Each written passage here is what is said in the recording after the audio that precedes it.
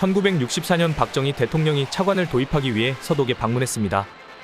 당시 서독은 2차 세계대전으로 인해 1945년에 패망했지만 1950년대에 빠른 경제성장을 보여 라인강의 기적이라 불렸습니다.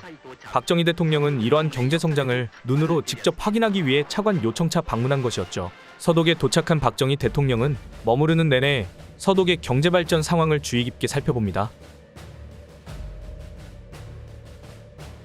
하루는 국빈용 승용차에 탑승하여 쾰른으로 넘어가던 중 자동차 전용 고속도로인 아우토반을 발견합니다. 독일이 이렇게나 빨리 경제성장을 이룬 데에는 이 아우토반이 큰 역할을 했을 것이라고 생각한 박정희 대통령은 대한민국의 빠른 근대화를 위해서도 고속도로 건설은 선택이 아닌 필수라고 생각했고, 이러한 생각을 굳히고 나서부터는 몇 번이나 차에서 내려 노면의 상태와 중앙분리대, 교차 시설 등을 유심히 살폈습니다. 이후 독일 일정을 마치고 귀국한 박정희 대통령은 해외에서 진행한 고속도로 건설 공사에 관한 기록을 검토하면서 밤늦게까지 설계도도 그려보고 한반도 지도를 놓고 어떻게 하면 가장 적은 경비로 가장 짧은 기간에 완공시킬 수 있을지 줄을 그어가며 직접 공부할 정도로 많은 열의를 보였습니다. 경부고속도로 건설에 대한 대통령의 구상이 구체적으로 다져질 즈음 박정희 대통령은 태국에서 고속도로 건설을 진행한 적이 있는 현대건설의 정주영 회장을 청와대로 불러 경부고속도로 건설에 드는 경비를 최소한으로 산출해달라고 요청합니다. 정주영 회장은 서울과 부산 사이를 몇 번이나 오가며 한 달간의 계산 끝에 380억 원이라는 금액을 산출해냈습니다. 박정희 대통령은 현대건설이 제시한 금액에 가까운 400억 원에 예비비 30억 원을 추가하여 최종적으로 430억 원의 예산을 책정했습니다. 하지만 그 당시 경부고속도로 건설에 있어서는 많은 어려움이 존재했습니다. 국민들은 자동차 전용도로라는 것에 대한 개념도 없었을 뿐더러 당시 대한민국은 극심한 가뭄으로 인하여 아사자가 발생할 정도로 양곡량이 부족했으며 1인당 국민 총소득은 겨우 142달러를 넘어가는 수준이었고, 고속도로 건설에 확정된 예산 430억 원은 1967년 기준 대한민국 1년 국가예산의 23.6%를 차지할 정도로 어마어마한 규모의 건설 사업이었습니다. 그렇기에 당시 야당의 김영삼 총재와 김대중 의원은 국가의 쌀도 모자라는데 웬 고속도로냐? 국가 재정이 파탄날 것이다 라면서 야당을 중심으로 정치권과 언론, 학계 등에서 극심한 우려와 반대를 했습니다. 이러한 반대에도 불구하고 박정희 대통령은 경부고속도로 건설을 강행합니다.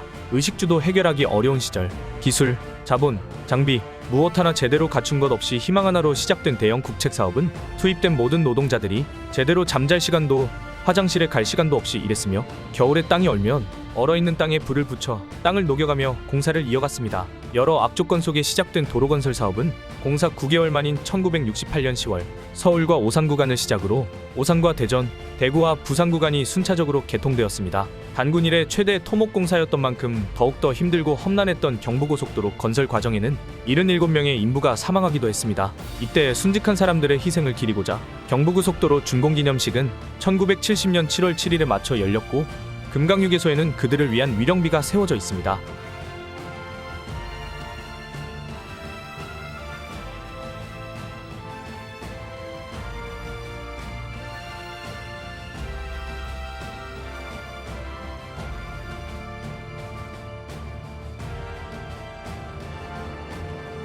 경부고속도로 건설 당시 박정희 대통령은 내가 야당 반대 때문에 양보하지만 미래에는 반드시 도로가 부족할 것입니다. 그러니 왕복 4차선으로 건설을 하더라도 반드시 경부고속도로 양옆으로 50m는 남겨두고 경부고속도로 근처에는 건물 신축을 금지하세요.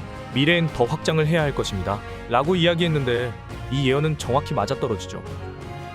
경부고속도로가 개통된 이후 서울에서 부산까지의 운행시간이 기존 15시간에서 4시간대로 단축이 되면서 전국이 1일 생활권에 들어오게 되었고, 해상 수출의 절반 가까이를 점유하던 부산항은 서울과 연결되면서 수출인 물동량이 증가하고, 이는 대한민국 산업 및 경제 발전의 폭발적인 원동력이 되었습니다.